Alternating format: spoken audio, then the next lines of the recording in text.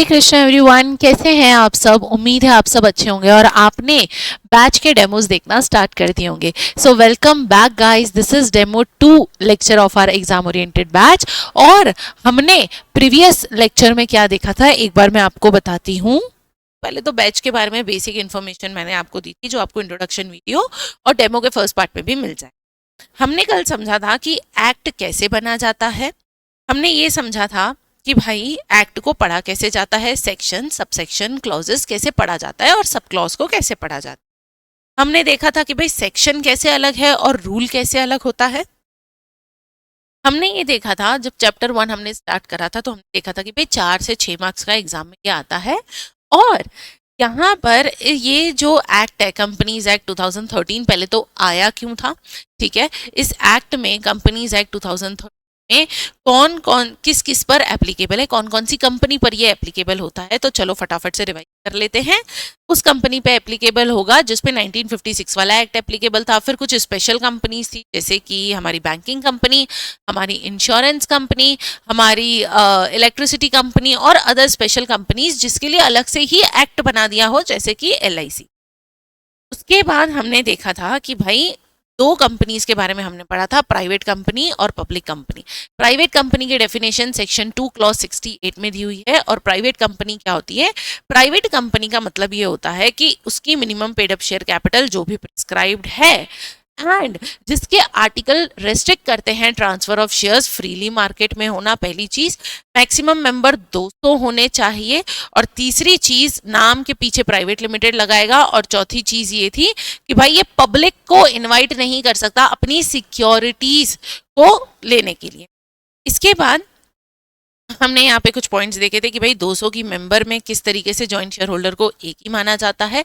हमने ये देखा था कि ये 200 में जो 200 मेंबर्स की लिमिट है इसमें एम्प्लॉयज और एक्स एम्प्लॉयज को शामिल नहीं किया जाता है। अच्छा, ये जो 200 एम्प्लॉयज वाला ट्रैप पॉइंट था, it is accept in case of OPC, accept in case of OPC मतलब आज के लेक्चर में बताऊंगी OPC।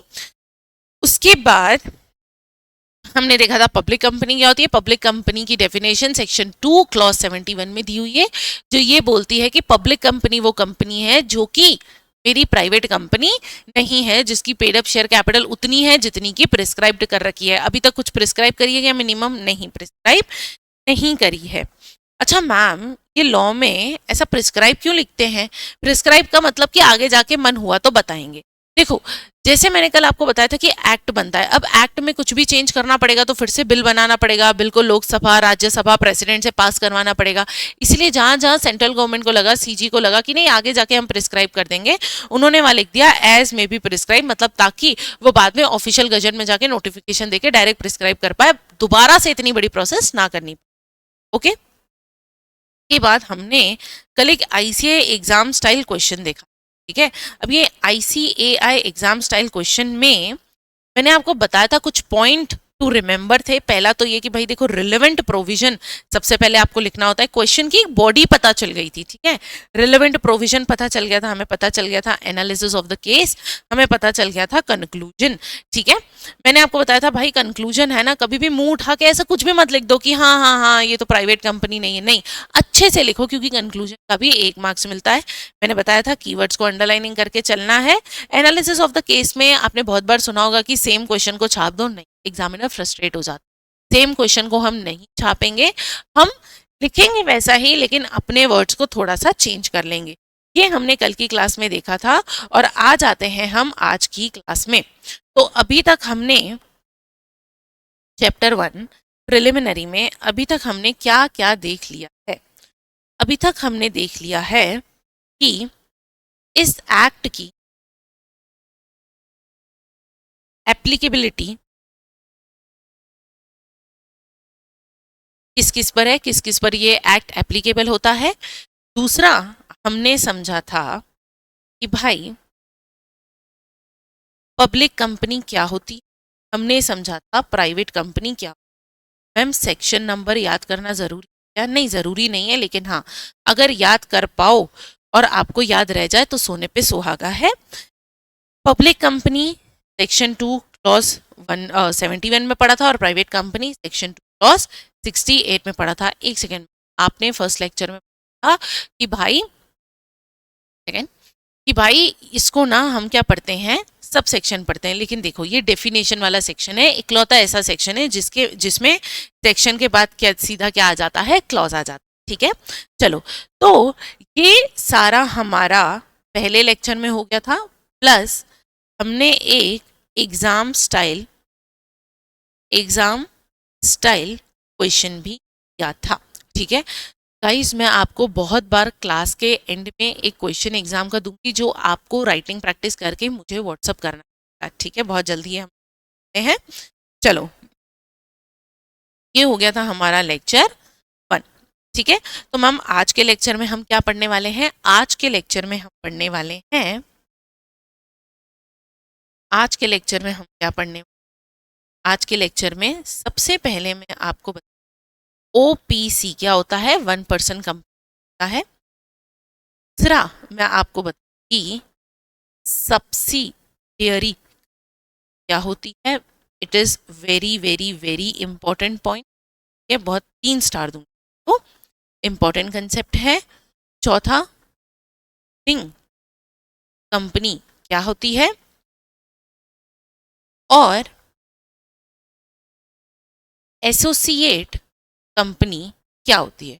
आज के लेक्चर में हम ये पढ़ने वाले हैं, प्लस हम करने वाले हैं एग्जाम स्टाइल क्वेश्चन। एक एग्जाम स्टाइल क्वेश्चन में करने वाले, मैंने आपको पहले ही बताया था इस बैच में मेरा 2 फोकस रहेंगे। पहला फोकस ये रहेगा कि आपका 100% कोर्स कवर हो जाए, सारे कंसेप्ट आपको समझ में आ जाए। ठीक है, दूसरा ये रहेगा कि हम आंसर राइटिंग प्रैक्टिस जितनी हो सके उतनी, कि अगर आप आंसर लिखना सीख गए, अगर आप लिखना सीख गए कि लॉ को कैसे बयां करते हैं, तो आपके एग्जाम में भाई साहब एग्जाम्शन तो बहुत पीछे बोल दी मैंने, 80 तक तो आराम से आ जाओगे। ठीक है, चलो तो आज की क्लास को शुरू करते हैं फटाफट से। आज की क्लास को शुरू करते हैं।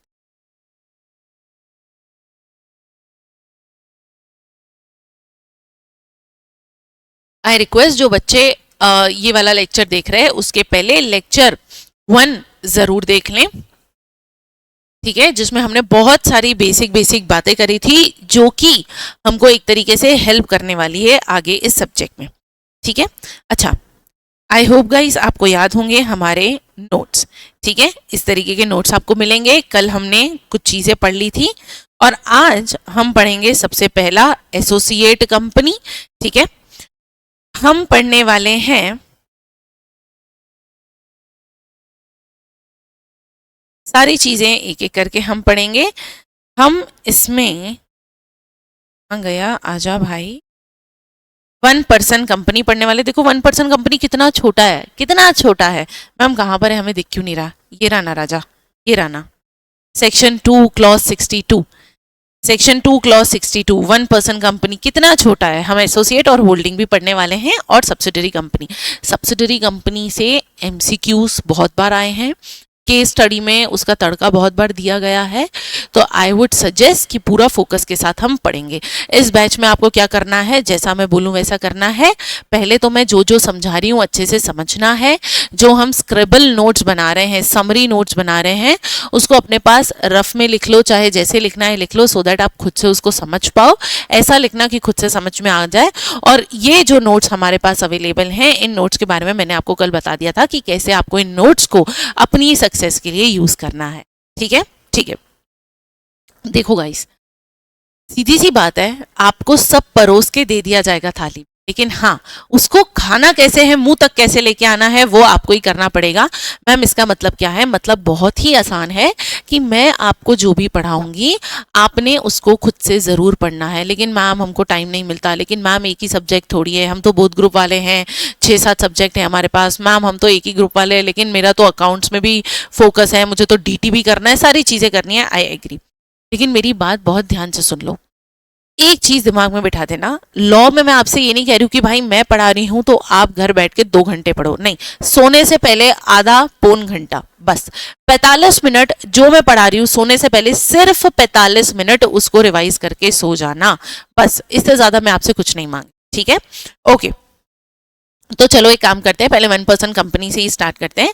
1% कंपनी डेफिनेशन दी हुई है सेक्शन 2 क्लॉज 62 में, जो ये बोलता है कि 1% कंपनी वो कंपनी होती है जिसमें एक ही मेंबर होता है। एग्जामिनर ट्रैप, 1% कंपनी और सोल प्रोपराइटर एक नहीं होते हैं, ओपीसी इनकॉर्पोरेट होता है अंडर कंपनीज एक्ट। ये क्या था, बताती हूँ ना, why fear when I am here. OPC इसका मतलब है 1% कंपनी। अच्छा, 1% कंपनी, देखो 1% कंपनी वो कंपनी होती है जिसमें एक ही पर्सन होता है, जिसमें एक ही मेंबर होता है। याद है मैंने प्राइवेट कंपनी की कल डेफिनेशन पढ़ाई थी, सेक्शन 2 क्लॉज 68, फटाफट बोलो, सेक्शन 2 क्लॉज 68 में हमने प्राइवेट कंपनी की डेफिनेशन पढ़ी थी। उसमें हमने क्या पढ़ा था, उसमें हमने ये पढ़ा था कि मैडम जो प्राइवेट कंपनी होती है उसमें मिनिमम कितने मेंबर्स चाहिए होते हैं, उसमें मिनिमम 200 मेंबर चाहिए होते हैं। उसमें मिनिमम कितने मेंबर चाहिए होते हैं, 200 मेंबर चाहिए होते हैं। ओके ओके ओके, 200 मेंबर चाहिए होते हैं, accept in case of OPC. OPC 1% company, देखो 1% कंपनी क्या होता है, मैं अकेली हूं, ठीक है, और मैं अकेले ही एक कंपनी शुरू करना चाहती हूँ, लेकिन मुझे यार ये सोल प्रोपराइटर नहीं खोलना।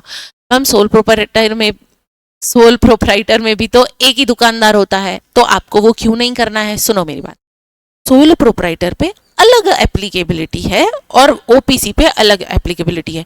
मैं एक ही बंदी हूं, मुझे अपनी कंपनी खोलनी है, क्यों खोलनी है? क्योंकि मुझे कंपनी एक्ट में जितने बेनिफिट है उन सबको अवेल करना है, ठीक है। मैं चाहती हूं कि मेरा जो बिजनेस है वो गवर्न हो अंडर कंपनीज एक्ट 2013। मैं ये चाहती हूं कि मेरे बिजनेस में कंपनीज एक्ट लगे, कंपनीज एक्ट लगे तो मुझे कंपनी खोलनी है। लेकिन इन्होंने तो बोल दिया कि प्राइवेट कंपनी वो कंपनी होती है जो 2 लोगों के साथ खोलनी होती है, मिनिमम 2 लोग। मैम ये कब पढ़ेंगे? ये हम पढ़ेंगे चैप्टर 2 में, लेकिन मैं यहाँ पे आपको थोड़ा सा बता देती हूँ। देखो मेरी बात सुनो, प्राइवेट कंपनी के लिए मिनिमम चाहिए 2 लोग, ठीक है।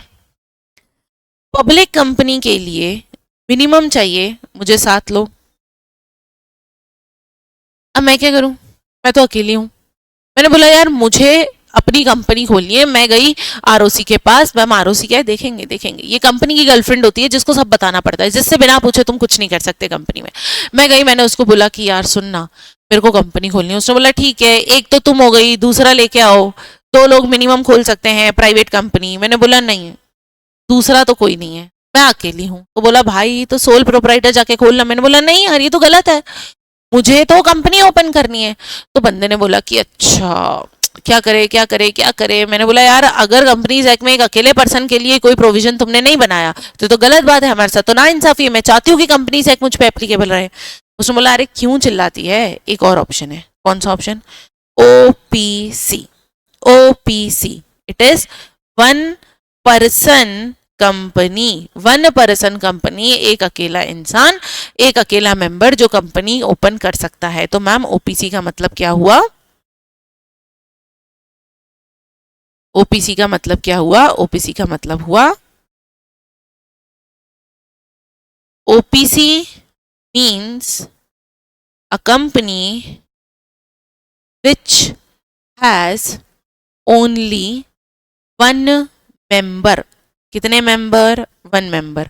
मतलब मैडम मिनिमम कितने लोगों से बन जाएगा ये? 1% से। तो मैक्सिमम कितना भी हो तो चलेगा भाई, 1 से 2 हुए तो प्राइवेट कंपनी हो जाएगी, समझो ना।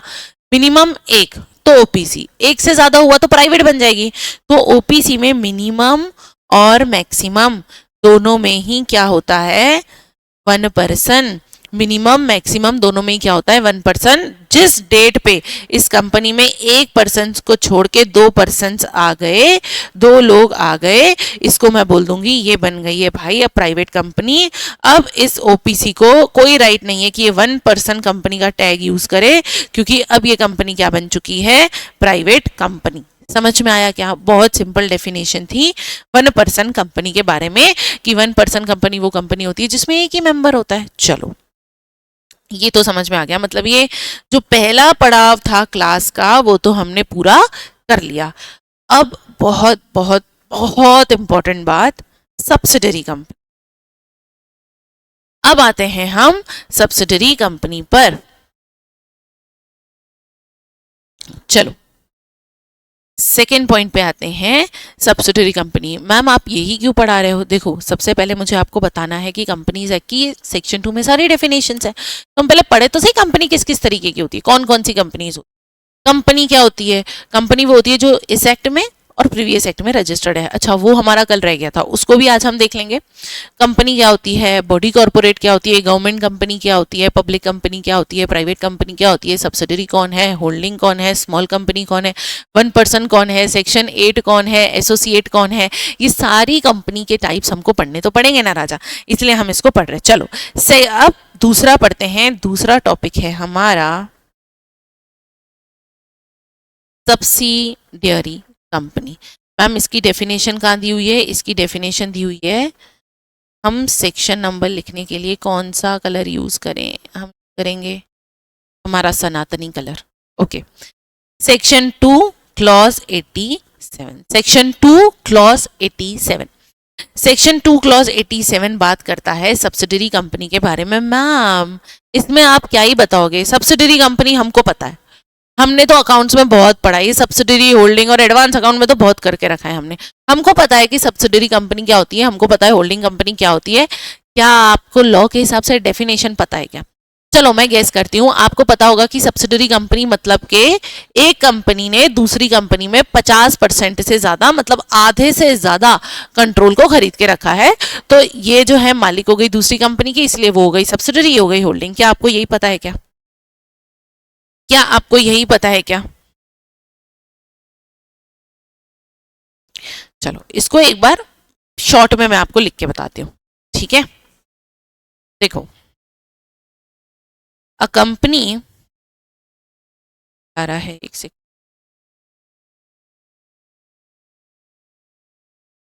अभी नहीं, बाद में उठाते हैं, ठीक है?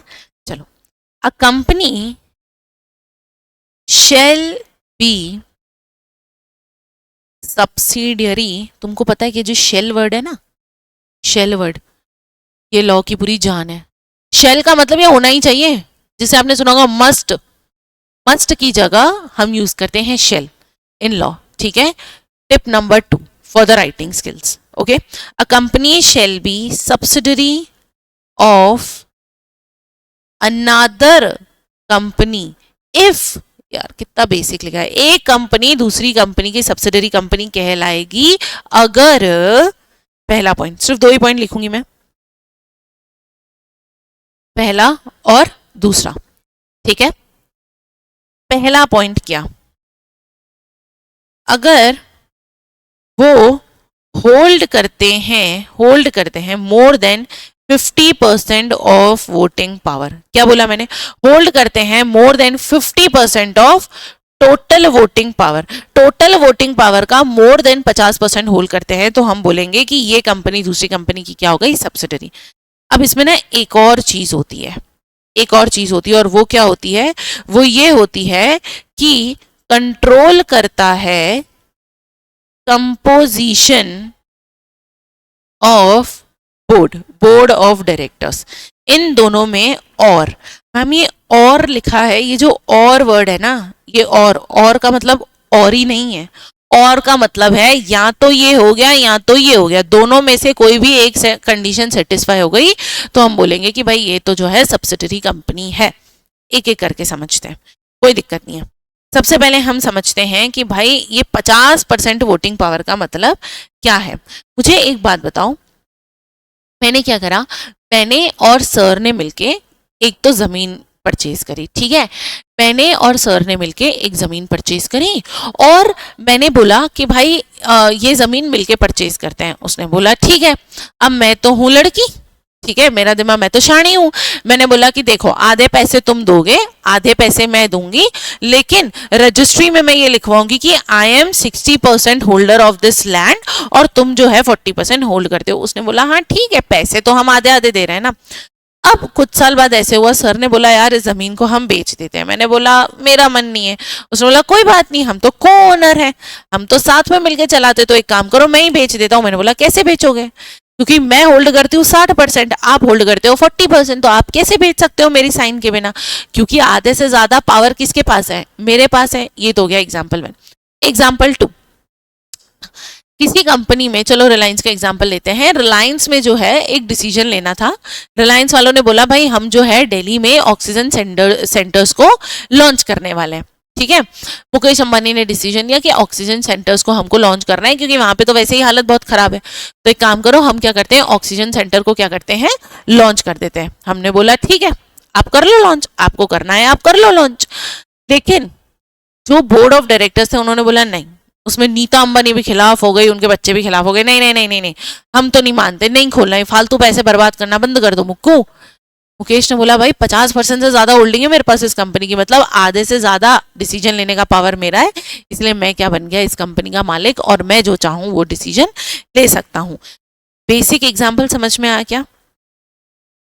तो सबसे पहले टेस्ट नंबर 1, मैं टेस्ट 1 क्यों लिख रही हूँ कि कोई भी कंपनी होल्डिंग है कि नहीं है, ये चेक करने के लिए मुझे टेस्ट तो देखना पड़ेगा ना, कि पहला तो 50% से ज्यादा वोटिंग पावर होना चाहिए, दूसरा बोर्ड में कंपोजिशन पे कंट्रोल होना चाहिए। ठीक है, टेस्ट 1 क्या है, वोटिंग पावर मोर देन 50%। हम कैपिटल में अचानक से क्यों लिख रहे हो, क्योंकि ये वर्ड इंपॉर्टेंट है, क्योंकि मोर देन 50% इज इंपॉर्टेंट। 50% हुआ तो this is not a subsidiary, वो तो जॉइंट वेंचर हो जाएगा, 50-50, आधा आधा सबका, आधा तेरा आधा मेरा।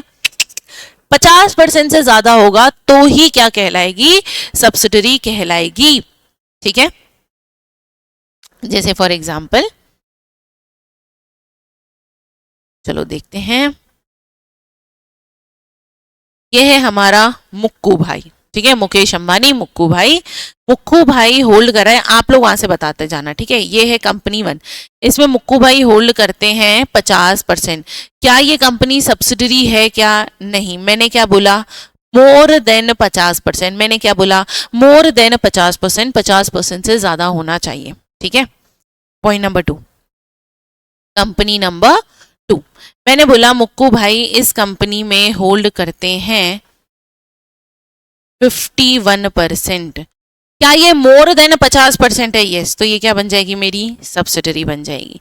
मैंने बोला कंपनी नंबर 3, कंपनी नंबर 3 में हमारे मुक्कू भाई होल्ड करते हैं 50.5%। 0.5 ज्यादा है ना, मोर देन 50 है ना, यस, तो ये भी क्या हो गई, मेरी सब्सिडरी कंपनी। समझ में आया? अब दूसरा समझो, मुक्कू भाई, ये एक इंपॉर्टेंट पॉइंट समझा रही हूं, मुक्कू भाई कंपनी नंबर 4 में होल्ड करते हैं 60%। कितना? 60%। क्या ये सब्सिडरी है क्या? क्या ये सब्सिडरी है क्या? ये मुक्कू भाई लिख रही हूं मैं, आपको पता है यहाँ पे आईसीआई खेल जाता है, यहाँ पे आईसीआई खेल जाता है, अभी तक आपको क्लिक हो जाना चाहिए। मैंने क्या लिखा है ऊपर, a company shall be subsidiary of another company of another company of another company। Exam में ऐसे ही होगा, एग्जाम में ऐसे ही होगा। उसने 4 केसेस दे दिए, बताओ मुक्कू भाई की सब्सिडरीज है कि नहीं, आप बोलोगे यस यस यस, और एग्जाम के बाहर निकल के आप बोलोगे भाई इसमें तो फुल मार्क्स मिलेंगे। भाई आपका बहुत बुरा वाला हो चुका है। क्यों? क्योंकि यहां पर ये तो आपने बोल दिया, लेकिन ये मुक्कू भाई है, इट्स एन इंडिविजुअल। मुक्कू भाई कौन है मेरे? इंडिविजुअल। डेफिनेशन में क्या लिखा हुआ है, of another company, of another company. Ma'am definition को इतना गौर से समझना पड़ेगा क्या? यस, एक एक वर्ड बहुत इंपॉर्टेंट है, एक एक वर्ड बहुत ही ज्यादा इंपॉर्टेंट है। तो यहाँ पे मुक्कू भाई जो है इसकी कोई सब्सिडरी हो सकती है क्या? नहीं, लेकिन रिलायंस कंपनी आ गई, मुक्कू भाई को हटाओ, कॉकरोच को हटाओ, यहाँ पे क्या आ गई, ये बिगड़ो भाई, यहाँ पर क्या आ गई, कंपनी, क्या आ गई, कंपनी। अब मुझे बताओ, ये है रिलायंस कंपनी, ठीक है, RIL, ये है रिलायंस लिमिटेड, और रिलायंस लिमिटेड अब इन कंपनीज में ये सब होल्ड कर रही है, तो क्या ये सारी कंपनीज इस अनदर कंपनी की सब्सिडरी बन गई क्या, ये तो point number 1, examiner trap number 1। चलो, एग्जामिनर ट्रैप 1, क्या ट्रैप है ये, एग्जामिनर ट्रैप 1 क्या बोलता है, इंडिविजुअल की सब्सिडरी कंपनी नहीं होती है, नहीं होती है, ठीक है, समझ में आया, एक कंपनी से दूसरी कंपनी को हम सब्सिडरी बोलते हैं। चलो, ये समझ में आया। अब यहाँ पे आते हैं, जो रिलायंस लिमिटेड है, रिलायंस लिमिटेड कंपनी 4 में 60% जो है क्या होल्ड करती है, 60% होल्ड करती है, क्या होल्ड करती है, 60% होल्डिंग होल्ड करती है, ठीक है, तो क्या ये सब्सिडरी बन गई क्या, हाँ ये सब्सिडरी बन गई, लेकिन ये कंपनी 4 होल्ड करती है कंपनी 5 में कितना परसेंटेज, 56%। आई ला, कैसा लगा, कंपनी है रिलायंस, होल्ड करती है कंपनी 4 में 60%, कंपनी 4 होल्ड करती है कंपनी 5 में 56%। तो मुझे एक बात बताओ, सब्सिडरी की सब्सिडरी, ये खुद सब्सिडरी है और इस सब्सिडरी की एक और सब्सिडरी, तो मैं ये बोलूंगी अल्टीमेटली ये जो सब्सिडरी है ना, ये जो कंपनी 5 है, ये अल्टीमेटली किसकी सब्सिडरी है, रिलायंस की, मतलब सब्सिडरी की सब्सिडरी इज मेरी सब्सिडरी, मतलब company 5 is a subsidiary company of Reliance limited. समझ में आया, समझ में आया क्या, मतलब सब्सिडरी की सब्सिडरी मेरी सब्सिडरी बन गई, ये हो गया मेरा पॉइंट नंबर 2, इसको ध्यान रखना। तो मतलब के डायरेक्ट होल्डिंग और इनडायरेक्ट होल्डिंग दोनों ही किस में आ जाती है, 50% वाले केस में। यहां पर मैंने लिख दिया कि भाई इसमें डायरेक्ट होल्डिंग तो आती ही आती है, और इसमें एक और आ जाती है इनडायरेक्ट होल्डिंग। आई होप यहाँ पे दिख रहा है भाई, इनडायरेक्ट होल्डिंग, डायरेक्ट और इनडायरेक्ट होल्डिंग समझ में आ गया। तो डायरेक्ट होल्डिंग और इनडायरेक्ट होल्डिंग दोनों किस में आ जाता है, मोर देन 50% वाले केस में। समझ में आया, सब्सिडरी की सब्सिडरी मेरी सब्सिडरी। Okay okay okay. अब टेस्ट 2, अब टेस्ट 2, टेस्ट 2 क्या बोलता है, टेस्ट 2 ये बोलता है बोर्ड कंट्रोल टेस्ट, बोर्ड के कंट्रोल का टेस्ट।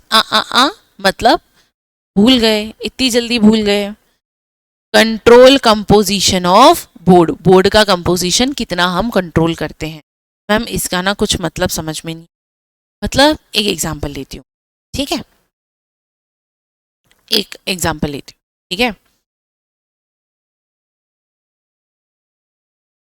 डॉली चाय कंपनी, डॉली भाई ने एक चाय की कंपनी खोली, ठीक है, और एक और कंपनी है और वो है, ये डॉली भाई हो गई, और MBA चाय वाला, ठीक है, MBA चाय वाला, पता नहीं एग्जाम्पल क्यों ले, क्योंकि मुझे चाय पसंद नहीं है, आई डोंट नो। ओके, तो डॉली भाई क्या है, कल का आया हुआ लड़का है, MBA चाय वाले ने बोला कि यार डॉली भाई को एक काम करते हैं ना, डॉली भाई की कंपनी खरीद लेते हैं। क्या बोला MBA चाय वाले ने, हम पुराने प्लेयर हैं, एक काम करो डॉली भाई की कंपनी को क्या कर लो, खरीद लेते हैं।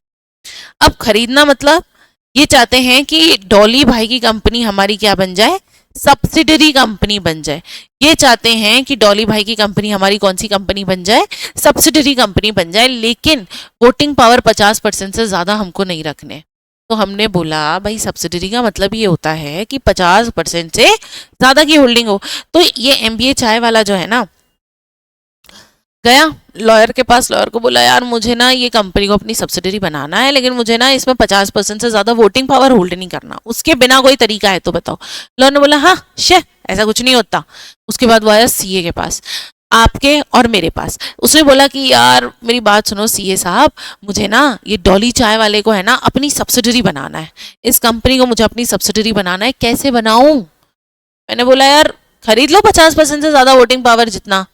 उन्होंने बोला नहीं वो नहीं लेना हमको, कोई और तरीका बताओ। तो मैंने बोला एक सेकंड, मुझे याद है इसकी जो डेफिनेशन दी हुई है ना, उस डेफिनेशन में लिखा हुआ है कि भाई आपने जो है यहाँ तो 50% से ज्यादा वोटिंग पावर ले लो, यहाँ तो आप एक काम करो, आप जो है उस कंपनी के बोर्ड को कंट्रोल करो। MBA चाय वाले ने बोला आइला ये कैसा, समझा नहीं। मैंने बोला देखो इसके बोर्ड मेंबर कितने हैं, मैंने बोला इसके बोर्ड मेंबर कितने हैं, अगर इसके 10 बोर्ड मेंबर्स हैं तो तुम एक काम करो ना, इस 10 में से मेजोरिटी ऑफ द मेंबर्स के पास पावर होना चाहिए, मतलब के आधे से ज्यादा 6 मेंबर्स मान लूं, ठीक है, ये 6 मेंबर्स तुम्हारे इशारे पे काम करने होने चाहिए। मतलब MBA चाय वाले ने बोला तो वो होगा, ये 6 उसी को साइन करते हैं। मैम अभी भी समझ में नहीं आया। देखो बोर्ड ऑफ डायरेक्टर्स क्या करते हैं, कंट्रोल करते हैं पूरे कंपनीज के इंटरनल चीज़ों को, ठीक है, कौन सा प्रोजेक्ट लेना है, कहाँ माल बेचना है, कहाँ नहीं बेचना है। तो ये बोर्ड की ना मीटिंग होती है, ठीक है। इस मीटिंग में सारे डायरेक्टर्स जो है ना, इस मीटिंग में ये सारे डायरेक्टर्स बैठे रहते हैं, समझ में आए? सारे डायरेक्टर्स इस मीटिंग में बैठे रहते हैं और ये सारे डायरेक्टर्स मिलके ये डिसाइड करते हैं कि भाई फलाना काम करना है कि नहीं करना है। ये सारी चीजें जो है डिसाइड करते रहते हैं, ठीक है, डायरेक्टर्स हैं भाई, ये सारी चीजें क्या करते रहते हैं, डिसाइड करते रहते हैं। अब मैंने बोला कि भाई अगर मुझे इसको अपनी सब्सिडरी कंपनी बनाना है तो मेजोरिटी ऑफ द डायरेक्टर्स को अपॉइंट और निकालने का जो पावर है वो मेरे पास होना चाहिए, मतलब मेजोरिटी ऑफ द बोर्ड मेरे हाथ में होनी चाहिए। इस लैंग्वेज को हम यहाँ पे कैसे लिखते हैं बताऊं क्या? इस लैंग्वेज को हम लिखते हैं a company shall be subsidiary of another, another क्या, कंपनी, इंडिविजुअल होगा क्या, नहीं। इफ वो क्या कर सकते हैं, होल्डिंग कंपनी के पास पावर हो, किस चीज का पावर होना चाहिए, इसके पास पावर होना चाहिए, किस चीज का पावर होना चाहिए, पावर होना चाहिए point number 1 appoint majority of directors, दूसरा रिमूव मेजोरिटी ऑफ डायरेक्टर्स, और तीसरा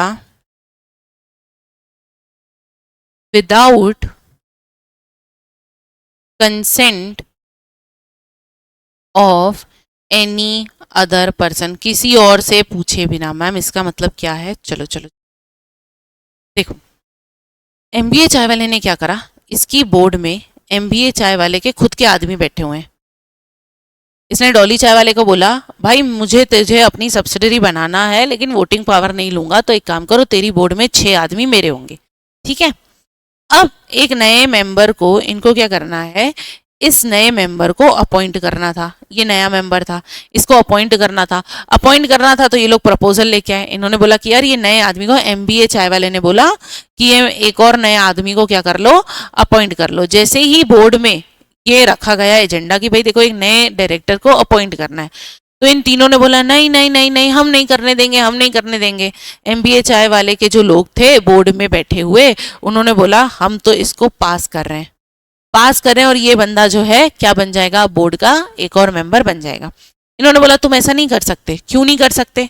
इसने बोला भाई तुम 3 लोग हो जो मना कर रहे हो कि नहीं रखना है, और हम 6 लोग हैं जो बोल रहे हैं रखना है, तो 6 लोगों की बात मानी जाएगी ना। तो मतलब सोचो, एमबीए चाय वाले ने वोटिंग पावर तो अपने पास नहीं लेके रखा है, लेकिन उसने बोर्ड में अपने आदमी बिठा रखे हैं, और वो आदमी मेजोरिटी में है, जिनकी मेजोरिटी से सारे कंपनी के डिसीजंस जो हैं वो अफेक्ट होते हैं, सारे डिसीजंस उसके इस बिहाफ पे लिए जाते हैं। मतलब वो 6 लोग जैसा एमबीए चाय वाला चाहे वैसा एमबीए चाय वाले क्या करवा रहा है, डिसीजन करवा रहा है डॉली चाय वाले की कंपनी में। तो अब ऐसा माना जाएगा कि डॉली चाय वाले की कंपनी सब्सिडरी हो गई किसकी? एमबीए चाय वाले की। समझ में आई क्या? ये था हमारा सेकंड पॉइंट। मैम ये कंट्रोल कैसे दिया जाएगा, कैसे बोला जाएगा कि भाई ये जो 6 लोग मेजोरिटी वाले बोल रहे हैं यही माना जाएगा? आर्टिकल ऑफ एसोसिएशन के थ्रू कंट्रोल दिया जाएगा, शेयर होल्डर एग्रीमेंट के थ्रू, या कोई लीगल एग्रीमेंट होगा। मतलब एमबीए चाय वाले ने पहले ही डॉली चाय वाले को बोला होगा कि भाई देखो ऐसा है कि एग्रीमेंट कर लो, लीगल एग्रीमेंट, कि मेजोरिटी ऑफ द डायरेक्टर्स मेरे होंगे और उन्हीं की बात को मान्य माना जाएगा।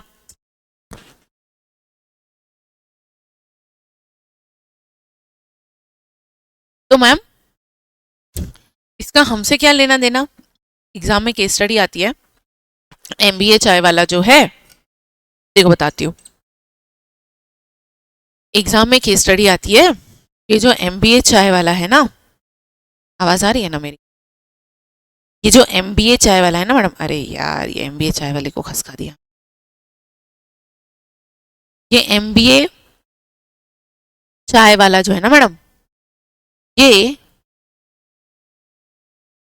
डॉली चाय वाला कंपनी में क्या करता है, इसकी होल्डिंग है समझो 45%। आपको ऐसी केस स्टडी आएगी कि होल्डिंग कितनी है 45%, तो आप बोलोगे ये तो सब्सिडरी नहीं हुई, लेकिन ये पावर रखता है majority of board of directors की। Majority of board of directors को रिमूव और अपॉइंट करने का पावर रखता है। तो मुझे एक बात बताओ, क्या एमबीए चाय वाला जो है, सॉरी डॉली चाय वाला जो है, वो एमबीए चाय वाले की सब्सिडी बन गई क्या? हाँ, मैंने आपको ऊपर भी बताया था, मोर देन 50% शेयर होल्डिंग और बोर्ड का कंपोजिशन और था, है ना। दोनों कंडीशन साथ में होना जरूरी नहीं है, दोनों में से एक भी सेटिस्फाई हो जाए तो मैं उसको क्या मान लेती हूँ, मैं उसको सब्सिडरी कंपनी मान लेती हूँ। समझ में आया क्या? बहुत सिंपल, बहुत बढ़िया, आसानी से। ठीक है, चलो अब इसमें ना एक और पॉइंट है। वो पॉइंट कौन सा है? आप नोट्स में देखोगे, कंफ्यूज ना हो इसलिए मैं आपको बता रही हूं। तीसरा, फिड्यूशरी कैपेसिटी में शेयर्स को होल्ड करा है। मैडम फिड्यूशरी का मतलब क्या होता है? फिड्यूशरी का मतलब as a trustee, as a nominee share को होल्ड करके रखा है। देखो, फिड्यूशरी का मतलब होता है शेयर्स हेल्ड एज ट्रस्टी या फिर एज नॉमिनी या फिर एज कस्टोडियन। तो हम इसको shall not be counted while calculating voting power. इसका मतलब क्या है? देखो, जब भी किसी कंपनी ने दूसरी कंपनी के shares as a fiduciary hold करके रखे हैं तो आप उसकी होल्डिंग को काउंट नहीं करोगे। बच्चा यहाँ पर बहुत ही ज़्यादा कंफ्यूज हो जाता है। ठीक है, एक सेकंड देना, इंपॉर्टेंट करना पड़ेगा।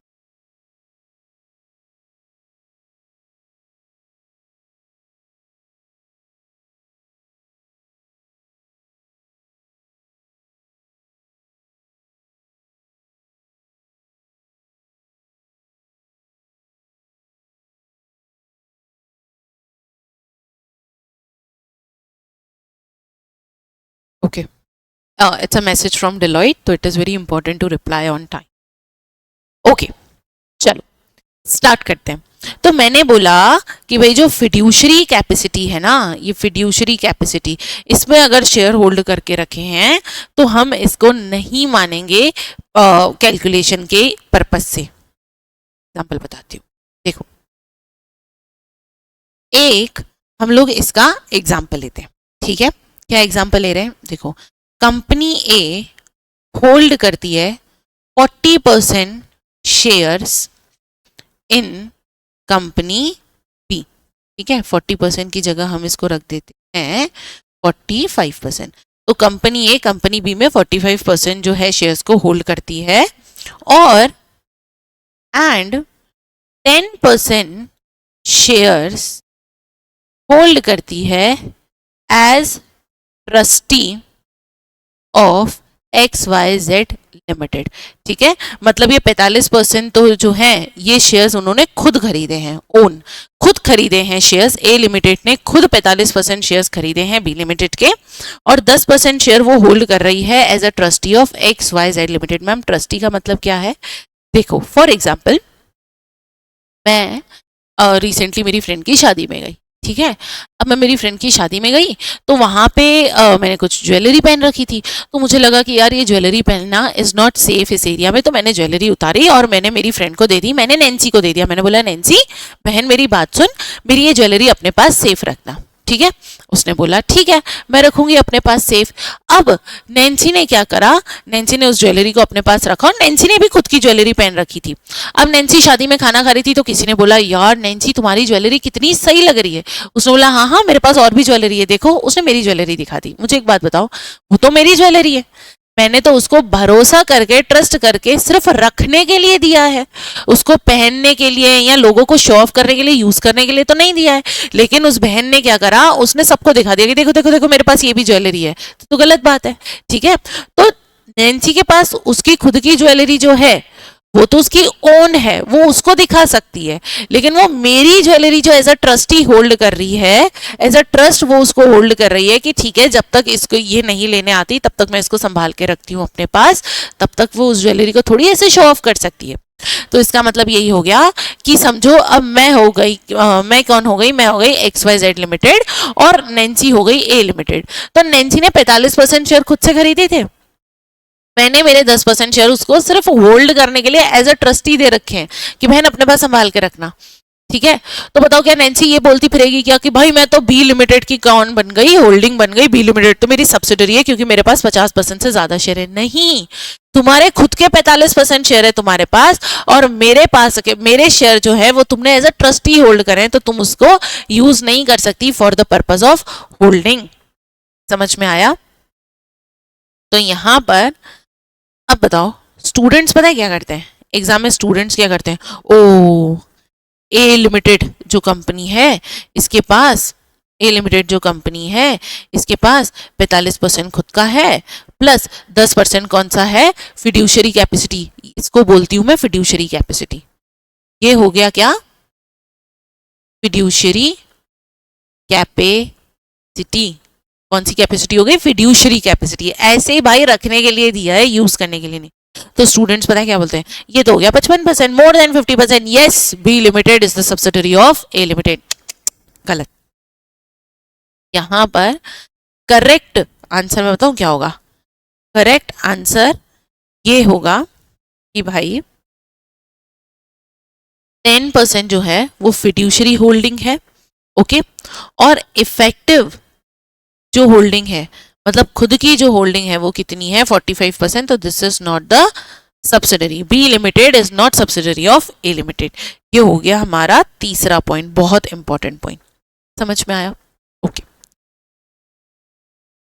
अब एक और है, बताऊं नहीं बताऊं, बताऊं नहीं बताऊं, चलो बताती हूँ।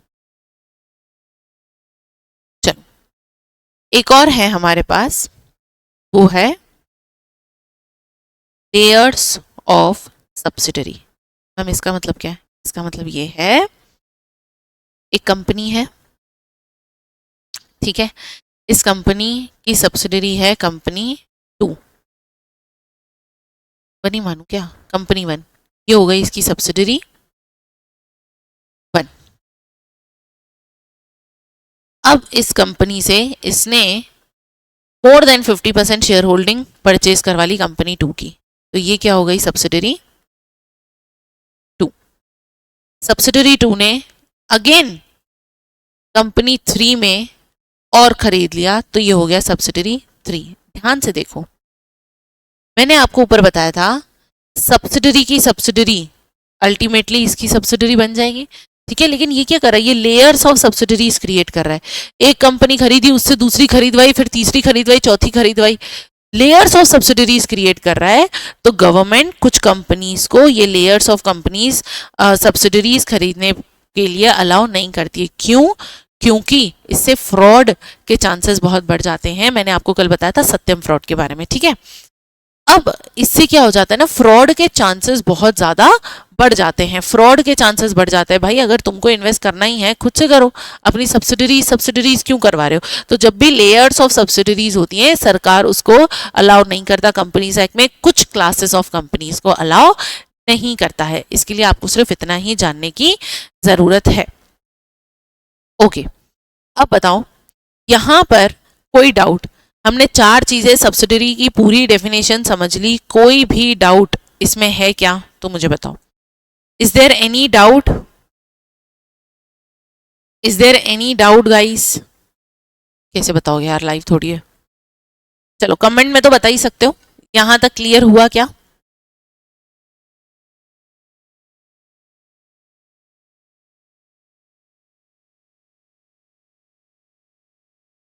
सब्सिडरी कंपनी क्लियर हुआ क्या? इसका एक क्वेश्चन देख लें क्या? इसका एक क्वेश्चन देख लें क्या? सब्सिडरी कंपनी इंपॉर्टेंट है भाई साहब, एग्जाम के लिए इंपॉर्टेंट है। आईसीआई हर वो एरिया जहां आईसीआई खेल खेल सकता है तुम्हारे साथ, वो सब इंपॉर्टेंट है, ठीक है। जैसे हम लोग बताते हैं ना कि ये इंपॉर्टेंट है एग्जाम में, बिना करे इसको छोड़ के मत जाना, तो हमको वो भगवान नहीं है कि हमको पता चल गया कि हाँ आईसीआई इसको दे सकता है। हाँ ऐसा नहीं भाई, हमको पता है कि जहाँ जहाँ आईसीआई बच्चे को घुमा सकता है वहाँ वहाँ आईसीआई इसको 100% यूज करेगा। समझ में आई क्या? समझ में आई क्या? ठीक है। अब मेरी बात सुनो, मेरी बात सुनो, मेरी बात सुनो। एक चीज ना यहाँ पे ये याद रखना, यहाँ पे जो मैंने बताया था ना इंडिविजुअल वाला, ये पॉइंट याद रखना। इंडिविजुअल की सब्सिडरी नहीं होती, subsidiary of another company, another company, इसको याद रखना, इसको मत भूलना। ओके, अब हमारी क्लास को थोड़ा आगे लेके जाते हैं और हम चलते हैं थर्ड पार्ट में, it is exam style question. चलो आज एग्जाम स्टाइल क्वेश्चन करते हैं, फिर होल्डिंग और एसोसिएट करेंगे। बहुत आसान है, कुछ भी नहीं है, बहुत आसान है। ओके चलो, एक हम ICAI एग्जाम स्टाइल क्वेश्चन करते हैं, ठीक है। मैं क्वेश्चन मेरे पास यहाँ पर लिखा हुआ है। ओके चलो, क्वेश्चन क्या है? क्वेश्चन के बाद 1 मिनट का टाइम मिलेगा। अगर तुमने फटाक से सही आंसर दे दिया हो तो कमेंट में बता देना कि मैडम मैंने दे दिया था answer. Okay okay. P Limited holds 50% of the equity share capital of Q Limited, ठीक है। फर्दर फर्दर डिटेल्स क्या है? पहला, P Limited has the right to appoint 3 out of 6 directors of Q Limited. Okay. Second, another 10% shares of Q Limited are held by P Limited as trustee for a charitable trust. तीसरा, Q Limited holds 60% of the equity shares of R limited with reference to provisions of companies act 2013, चलो लिख देती हूं, with reference to provisions of Companies Act 2013. Examine करना है, क्या examine करना है? Point number A, whether Q Limited is a subsidiary of P Limited, और दूसरा whether R Limited is a subsidiary of P Limited. बस हो गया, सिंपल। इतना प्यारा क्वेश्चन, इतना आसान, बाप रे। चलो क्वेश्चन को एक बार जी भर के निहार लो और मुझे बताओ। 1 मिनट का टाइम है, बताएंगे। क्वेश्चन क्या बोलता है? पी लिमिटेड होल्ड करता है 50% इक्विटी शेयर, किसमें? क्यू लिमिटेड में। दूसरा 10% शेयर होल्ड करता है एज अ चैरिटेबल ट्रस्ट। तीसरा 60% शेयर्स जो हैं क्यू लिमिटेड होल्ड करता है आर लिमिटेड में। तो बताओ, क्या क्यू लिमिटेड सब्सिडरी हो गई पी लिमिटेड की, क्या आर लिमिटेड सब्सिडरी है पी लिमिटेड की? फटाफट से बताओ।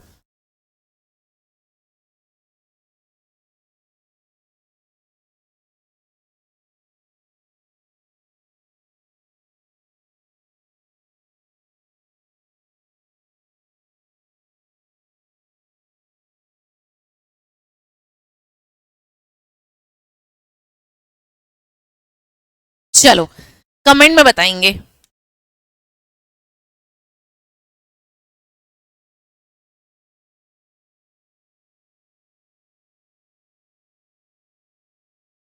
कमेंट में बताएंगे।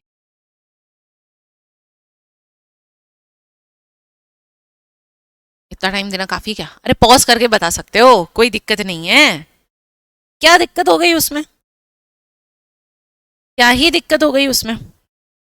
मैडम कल आपने बताया था कि है ना, क्वेश्चन कैसे लिखते हैं? पहले तो लिखते हैं रिलेवेंट प्रोविजन लिखते हैं, फिर लिखते हैं एनालिसिस ऑफ द केस, और लास्ट में क्या लिख देते हैं? कंक्लूजन लिख देते हैं।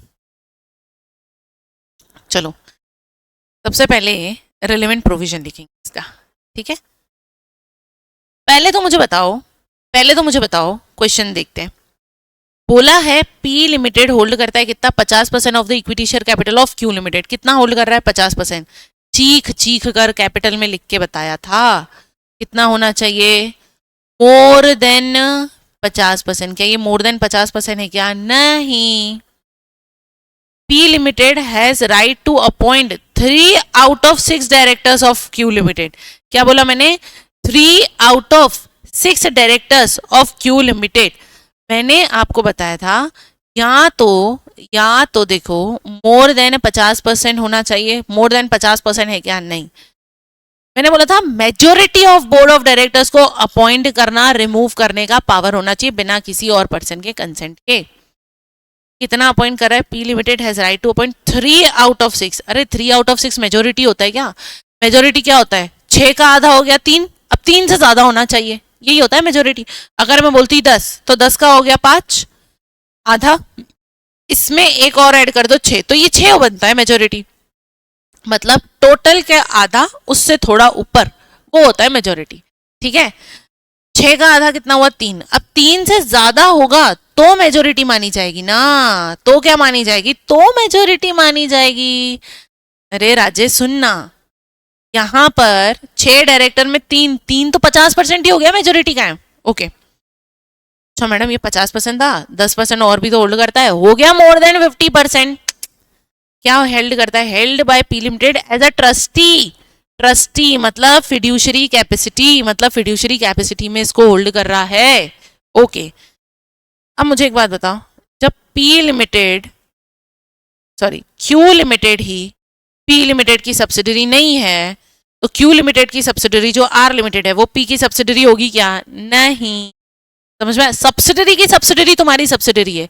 जब तुम्हारी कोई सब्सिडरी नहीं है तो किसी भी अलते भलती कंपनी की सब्सिडरी उठा के तुम तुम्हारी थोड़ी बोल दोगे। समझ आया क्या? ओके चलो इसको ना आंसर लिखते हैं। सबसे पहले मैंने आपको बताया था क्या लिखते हैं हम, रिलेवेंट प्रोविजंस। सबसे पहले हम क्या लिखते हैं, रिलेवेंट प्रोविजंस। प्रोविजंस तो क्या ही लिख, relevant provision, relevant provision, relevant provision. Ma'am इसकी डेफिनेशन दी हुई थी, definition definition madam definition section 2 में दी हुई थी, लेकिन उसका क्लॉज याद नहीं है। Section 2 clause 87। मैडम अगर मुझे सेक्शन 2 क्लॉज 87 याद नहीं हुआ तो मैडम मैं क्या करूं, as per the provisions of companies act 2013। अरे आईसीए तुमसे एक्सपेक्ट भी नहीं करता कि तुमको सब कुछ याद रहे, ठीक है, ये चीज को दिमाग में एकदम बिठा लो। आपसे ये एक्सपेक्ट ही नहीं किया जाता कि तुमको ये सारी चीजें याद रहे दिमाग। सेक्शन कोई बच्चा थोड़ी याद, हाँ फाइनल में जब डिस्क्रिप्टिव था हमारा लॉ तब ऐसा माना जाता था कि भाई फाइनल वाले बच्चे को तो पता होना चाहिए सेक्शन, तुम्हारे में कंपलसरी नहीं है, हाँ इन कर लिया तो सोने पे सुहागा, ठीक है। देखो अब मैं कैसे लिखूंगी, पहली लाइन तो हमेशा सेम ही है मेरी, पर सेक्शन 2 क्लॉज 80। मैम इसको तो सब सेक्शन पढ़ते हैं, क्लास के स्टार्टिंग में बता दिया था, सेक्शन 2 इकलौता ऐसा सेक्शन है जिसमें सेक्शन के बाद सीधा okay. Section 2 clause 87 of the companies act 19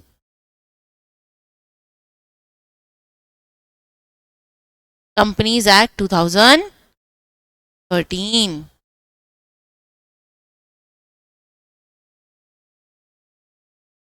अब क्योंकि मुझे सेक्शन याद है मैं इस पे अंडरलाइन कर, समझ में आया, कीवर्ड को अंडरलाइन करना है। क्या बोलता है ये, मतलब मैडम हर क्वेश्चन में पहली लाइन रिलेवेंट प्रोविजन की सेम ही होती है ऑलमोस्ट। मैडम ये ऑलमोस्ट क्यों बोल रहे हो, आगे बताऊंगी, जैसे जैसे आगे बढ़ेंगे सब पता चलेगा, ठीक है। क्या था ये, अ company shell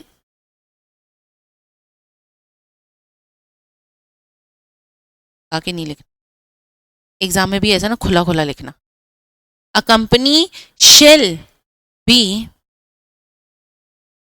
subsidiary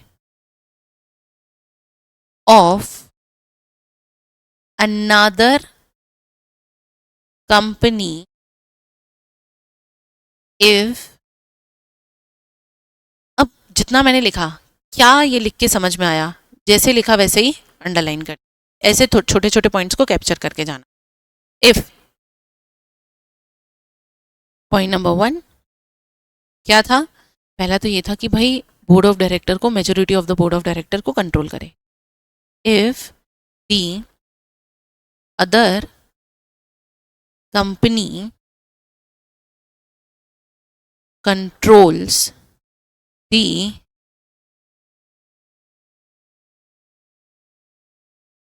controls control the composition of board of directors. Board of directors का कंपोजिशन कंट्रोल करें। मैडम कंपोजिशन कंट्रोल करना मतलब, कंट्रोल का मतलब वही होता है, वही मेजोरिटी, ठीक है, majority of the board of director को अपॉइंट और रिमूव करने का पावर, ठीक है। दूसरा दूसरा हमने क्या पढ़ा था, holds more than 50% of total voting power.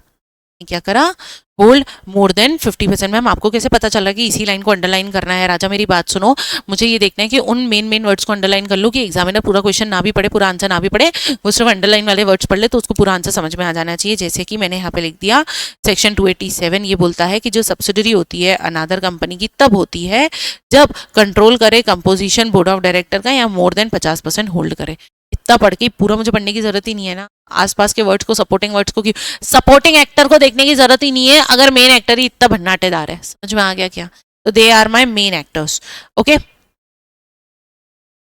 नीचे मैडम वो इसने ना क्वेश्चन में ना ऊपर ये तो बोला था, आपको कैसे पता क्या क्या लिखना है, और आपने ना ये पहला पॉइंट ये डायरेक्टर्स वाला ही क्यों लिखा, मैडम बताओ ना कैसे लिखा। अरे ये छोटी छोटी चीज ही तो है जो आपको आंसर राइटिंग में याद रखनी है। इसने पहला पॉइंट पूछा ही कौन सा था, इसको क्या हो गया, इसने पहला पॉइंट कौन सा पूछा था, इसने पहला पॉइंट कौन सा पूछा है, बोर्ड ऑफ डायरेक्टर्स का, तो पहला पॉइंट मैंने बोर्ड ऑफ डायरेक्टर्स का लिख दिया। इसने पहला पॉइंट कौन सा पूछा है, बोर्ड ऑफ डायरेक्टर्स का, तो मैंने पहला पॉइंट कौन सा लिख दिया, पहला मैंने लिख दिया बोर्ड ऑफ डायरेक्टर्स का। दूसरे पॉइंट में इसने क्या पूछा है, फिड्यूशरी कैपेसिटी, लेकिन मैम वो तो लिखा ही नहीं है। अरे डेफिनेशन में ये दो चीजें साथ में आती है ना। दूसरा इसने पूछा है इक्विटी शेयर के बारे में, देखो इक्विटी शेयर, तो मैंने लिख दिया इक्विटी शेयर। मैडम वो फिड्यूशरी कैपेसिटी भी पूछा था, ये तो आपने लिखा ही नहीं। हाँ लिखूंगी ना अब, क्योंकि मुझे एक्स्ट्रा और लिखना है, डेफिनेशन में कुछ एक और चीज दी हुई है वो भी लिखना है, तो वर्ड यूज करूंगी फर्दर। फर्दर मतलब भाई रुक जा, अभी हमारा आंसर खत्म नहीं हुआ। Further shares held in fiduciary capacity, but fiduciary capacity लिखा और वहां पे ये वर्ड ध्यान नहीं आया, तो मैंने ऐसे लिख दिया कि shares hold as a trustee, तो चलेगा क्या, चलेगा, दौड़ेगा, कोई दिक्कत नहीं है। फिड्यूशरी कैपेसिटी क्यों यूज करी है ना, ज्यादा लेवल वाला वर्ड है, लेवल वाले वर्ड यूज करो तो एग्जामिनर ने ऐसे चकरा जाता है कि भाई पता है, इसको पता है, ये बच्चे को पता है, एग्जामिनर चकरा जाता है। उसको चकरवाने के लिए हम थोड़ा हाई लेवल का वर्ड लिखेंगे, सिंपल, ठीक है। क्या होता है ना, हाई लेवल वर्ड यूज करो ना, मजा आ जाता है, ठीक है। जैसे मैंने बोला you are so pompous, what do you mean by pompous. आपको भी पता होगा कि कोई कोई ना ऐसे हमारे दोस्त होते हैं जो कभी भी चार लोग बैठ के बात करते, तो एक दोस्त ऐसा होता है जो सिर्फ अपनी ही बड़ाई करता रहता है, अपनी बड़ाई। हम बोलते हैं यार ये कितना फेंकू है, अब तुमने किसी को बोला यार ये कितना फेंकू है, ही इज सच अ फेंकू, तो वो ना थोड़ा वर्ड ऐसा ऐसा लगता है। तुमने बोला he is such a pompous person, pompous का मतलब ही होता है फेंकू, मतलब कुछ नहीं। तुमको ना थोड़ी डिक्शनरी, जैसे जैसे आंसर लिखने जाएंगे ना, तुम्हारी डिक्शनरी वोकेबुलरी बहुत बढ़िया होने वाली है मेरे साथ बैठ के। भाई ऐसे ही मल्टीनेशनल और डिलॉयट में काम नहीं कर रहे हैं हम, ठीक है। तो further shares held in fiduciary capacity,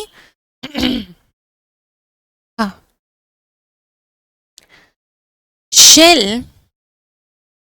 not be counted for determining control।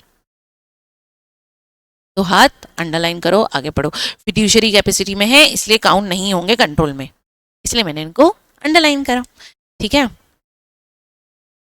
अब मैडम इसमें ना एक और पॉइंट है, एक और पॉइंट है, एक और पॉइंट है, एक और पॉइंट है। क्या पॉइंट है कि भाई क्यू लिमिटेड भी है ना, होल्ड करता है 60% शेयर किसके, आर लिमिटेड के, तो ये तो पॉइंट हो गया सब्सिडरी की सब्सिडरी।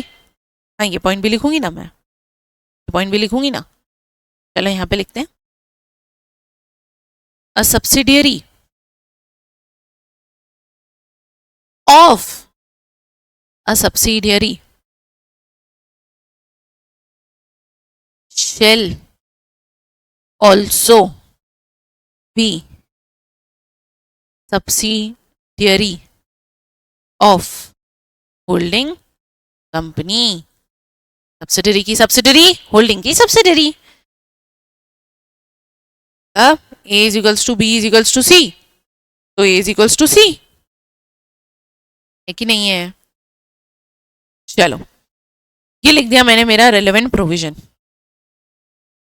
समझ में आया क्या, रेलेवेंट प्रोविजन कैसे लिखना है। फिर बच्चे बोलते हैं मैडम है ना, ये ना 6 मार्क्स का क्वेश्चन आता है, 6 मार्क्स के क्वेश्चन में कितना लिखना है, बीकॉम नहीं है, दिस इज नॉट बीकॉम। अरे कायदे की बात लिखकर, कायदे की बात लिखकर ही मैंने इतना बड़ा आंसर अभी तक तो लिख ही दिया है। देखो आईसीआई ना तुमको ये नहीं चाहता है कि तुम ना इफ बट देन और जो भी हो फलाना ढिमकाना आलू मसाला सब मिला दो, वो नहीं चाहता है, बोलता है टू द पॉइंट बात लिख भाई, ठीक है, टू द पॉइंट बात लिखो और आगे बढ़ो। Okay, analysis of the case, case का एनालिसिस लिखते हैं ना। चलो अब पता है इसमें ना मैं अलग से कंक्लूजन नहीं लिखूंगी मैडम, क्यों, क्योंकि इसने ए और बी करके मुझसे पूछा है ना, तो ए में ए का कंक्लूजन घुसा दूंगी, मैं बी का कंक्लूजन घुसा दूंगी, अलग से नहीं लिखूंगी। मतलब मैडम कभी भी एग्जाम में क्वेश्चन में ऐसा ए और बी करके पूछा है तो ए के एनालिसिस में उसका कंक्लूजन दे सकते हैं, हाँ दे सकते हैं, ठीक है। ओके ए, वेदर क्यू लिमिटेड, जैसे पूछा था ना वही लिख रही हूँ, is subsidiary of P limited. क्या क्यू लिमिटेड सब्सिडरी है पी लिमिटेड की? अब मैं थोड़ा लिखूंगी, क्वेश्चन में जो बोला है पी लिखो भाई, P limited holds 50% shares in Q limited. बरोबर, हाँ क्वेश्चन नहीं बोला था, लॉ लॉ रिक्वायर्स भी नहीं, एज पर द प्रोविजन, ध्यान से सुनना, discussed above, as per the provision discussed above, ये ऊपर लिखा है ना, एग्जामिनर को बोलो भाई ऊपर लिखा है जाके देख ले, as per the provisions discussed above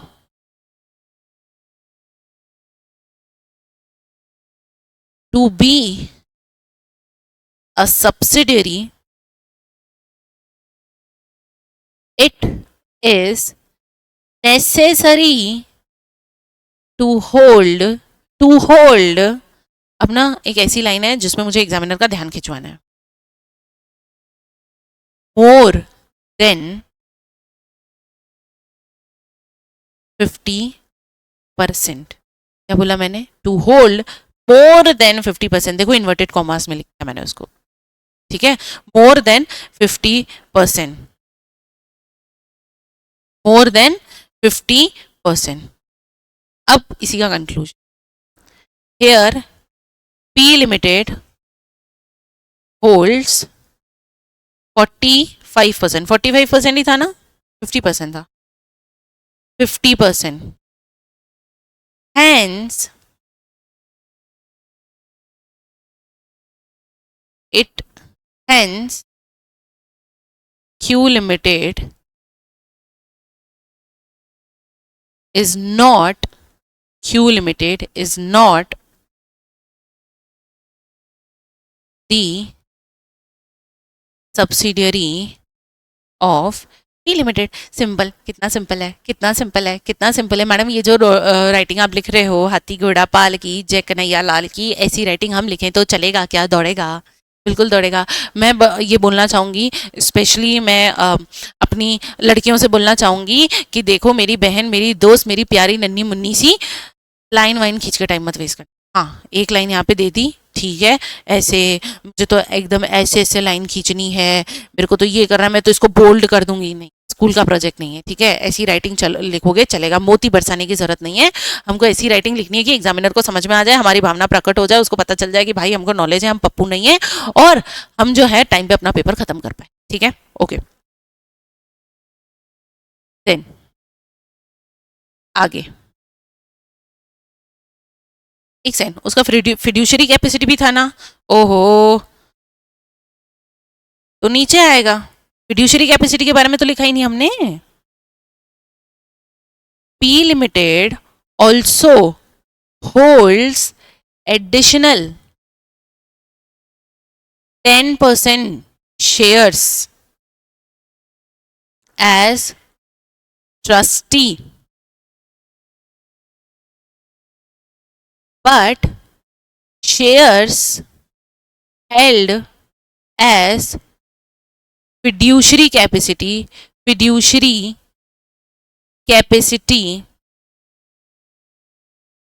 cannot be counted, cannot be counted, fiduciary capacity को हम काउंट नहीं करते हैं, therefore additional 10% holding shall be, madam shall be क्यों लिखा? कैन बी भी तो लिख सकते थे, can be ignored, can be मतलब चाहो तो इग्नोर करो, नहीं चाहो तो मत करो, शेल बी मतलब इग्नोर करना पड़ेगा क्योंकि लॉ मना करता है। 10% शेल बी इग्नोर्ड, समझ में आया क्या? शेल बी इग्नोर्ड, ठीक है, ओके। कंक्लूजन लास्ट में लिखते हैं, रुको। कहीं में सर ही पूरा नहीं। ओके,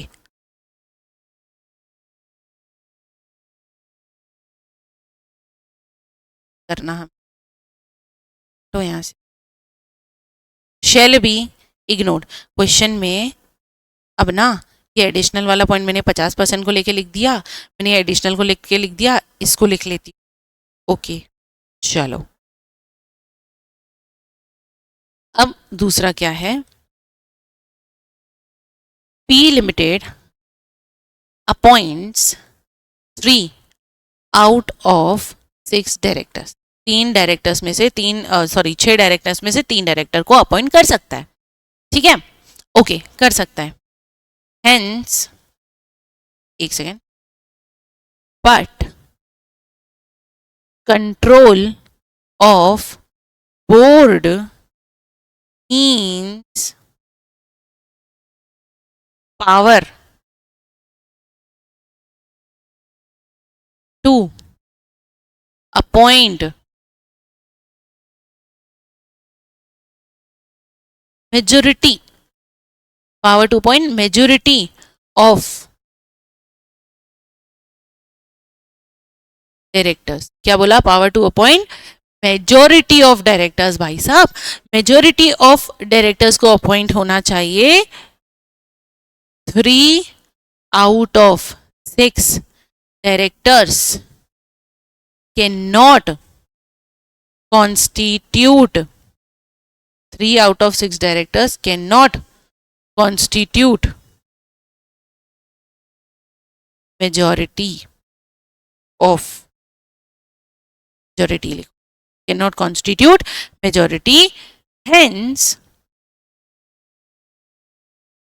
board control test, देखो मैंने नया वर्ड लिखा, also fails। मैं टेस्ट क्यों लिखा याद है, मैं ऊपर टेस्ट 1 टेस्ट 2 करके लिखवा रही थी आपको, बस उसी को यूज करा है, ठीक है।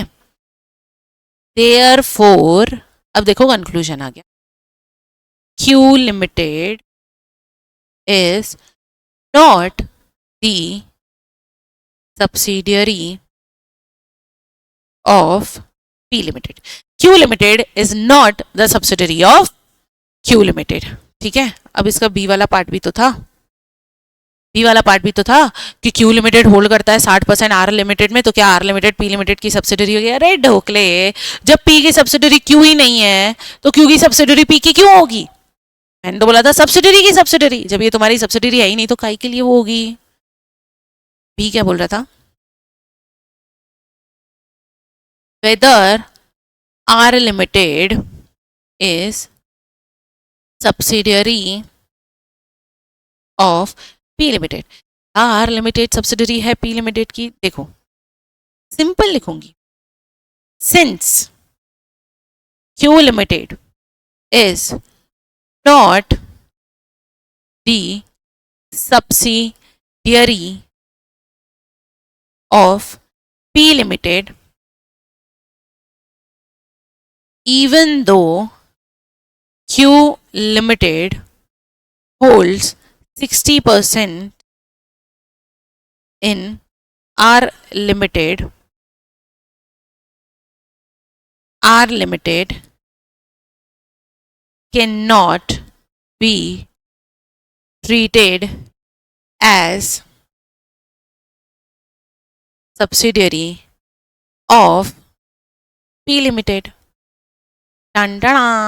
आसान था, क्योंकि Q limited R P limited की सब्सिडरी नहीं है, इसीलिए भले क्यू लिमिटेड आर लिमिटेड में पैसा डाल के रखा है 60%, लेकिन आर लिमिटेड को पी लिमिटेड की सब्सिडरी नहीं मानेंगे, ठीक है। कंक्लूजन लास्ट में लिख दूं, therefore R limited is not the subsidiary of P limited. टंटना खत्म, झटपट फटाफट हो गया क्वेश्चन आंसर, मार्क्स आ गए 8, 5 से 6 मार्क्स का क्वेश्चन आता है ये। अब बताओ, आप लोग बोलते हो कि मैम 6 मार्क्स का क्वेश्चन है, 6 मार्क्स का क्वेश्चन है, तो मैडम कितना बड़ा आंसर लिखूं जिस तरीके से मैंने लिखा है, देखो कितना बड़ा आंसर बन गया भाई, इतना बड़ा आंसर, इतना बड़ा आंसर। मैडम ऐसे जगह छोड़ छोड़ के लिखू, क्या लिखो ना रे, क्या दिक्कत है? खुद है ना, उसको समझ में आना चाहिए मैंने क्यों जगह छोड़ी है, इसलिए नहीं कि पेज भर जाए, इसीलिए कि भाई देखो ऑलरेडी राइटिंग जो है वो ऊपर नीचे जा रही है, तो दूर दूर लिखूंगी तो उसको समझ में आएगा कि कहाँ पे क्या लिखा है मैंने। राइटिंग ऐसी होनी चाहिए कि उसको समझते आना चाहिए कि तुमने लिखा क्या है। इस तरीके से हम 6 मार्क्स का क्वेश्चन लिख लेंगे। तो आज के क्वेश्चन में हमने क्या सीखा, हाथों हाथ अंडरलाइन करते जाओ। दूसरा, ए और बी करके पूछा गया है, तो ए का कंक्लूजन ए में लिख दो, बी का कंक्लूजन बी में लिख दो, मतलब हर बार कंक्लूजन अलग से हेडिंग डालने की जरूरत है। क्वेश्चन की फ्रेमिंग कैसे होती है, आंसर की फ्रेमिंग, क्वेश्चन में देखो क्या क्या पूछा है। पहले तो बोर्ड ऑफ डायरेक्टर्स के बारे में पूछा है, शेयर होल्डिंग के बारे में उसने पूछा है, देखो शेयर होल्डिंग के बारे में, बोर्ड ऑफ डायरेक्टर के बारे में, तो आंसर में वैसा ही लिख दूंगी। फिर फिड्यूशरी के बारे में लिखा है तो फिड्यूशरी कैपेसिटी के बारे में लिख दूंगी, फिर लिख दूंगी सब्सिडरी की सब्सिडरी के बारे में। तो आंसर की फ्रेमिंग कैसे हो गई, क्वेश्चन देखो क्या क्या पूछा है, उसी ऑर्डर में आंसर दे दो, सिंपल। तो moral of the day today for answer writing practice ये थे। अब क्लास में आगे बढ़ते हैं और चलते हैं हमारे चौथे एजेंडा की तरफ, जो था होल्डिंग कंपनी को समझना। यार ये होल्डिंग कंपनी बहुत डिफिकल्ट है यार, ये इतना डिफिकल्ट है, मतलब मुझे डर लग रहा है कि तुम लोगों को समझ में आएगा कि नहीं आएगा। मुझे ना थोड़ा थोड़ा सा डर लग रहा है, बताऊं कि नहीं बताऊं, कि कैसे बताऊं, किस मुंह से बताऊं मैं ये इतना डिफिकल्ट। आप बोलोगे कि मैडम ये तो इतना आप जो है डिफिकल्ट डिफिकल्ट हमको बताते रहते हो, ऐसा थोड़ी चलता है। कैसे बताऊं मैं डिफिकल्ट इतना?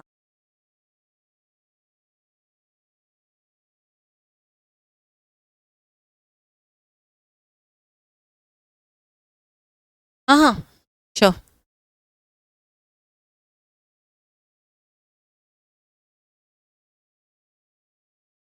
चलो।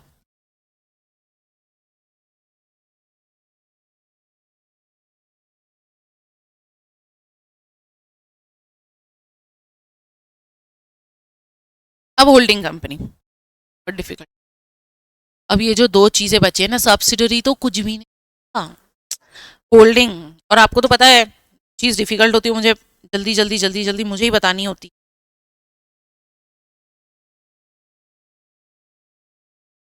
Holding company, section 2 clause 40, section 2 clause 46। अब मैंने कुछ एक लाइन बोलूं क्या? होल्डिंग कंपनी वो है जिसकी कोई subsidiary company, it is too difficult. क्या बोला? होल्डिंग कंपनी वो है जिसकी कोई सब्सिडियरी कंपनी है। यस, अगर मैं मेरी कोई कंपनी है और उसकी कोई सब्सिडरी है, तो सब्सिडरी की मैं हो गई होल्डिंग। अच्छा, मतलब मैं सर की वाइफ हूं, तो सर मेरे हस्बैंड है। वाओ, तुमने वाइफ की डेफिनेशन पढ़ ली, अब हस्बैंड, हस्बैंड कौन है? जिसकी वाइफ है। Simple simple simple. देखो यहाँ पे लिखती हूँ, holding company means a company, क्या means a company of which companies are subsidiary companies. भाई साहब, होल्डिंग कंपनी का मतलब होता है वो कंपनी जिसकी कोई सब्सिडरी कंपनी होती है, पति उसको बोलते हैं जिसकी कोई बीवी होती है। वाओ, बस डेफिनेशन खत्म, डेफिनेशन खत्म, खेल खत्म, डेफिनेशन खत्म, ये है होल्डिंग कंपनी। बात करते हैं, अब बात करते हैं हम एसोसिएट कंपनी की। एसोसिएट कंपनी, बस होल्डिंग कंपनी मैडम इतना ही था, इतना ही था। सेक्शन 2 क्लॉज 6, सेक्शन 2 क्लॉज 6 बात करता है एसोसिएट कंपनी के बारे में। एक सेकंड देना गाइस।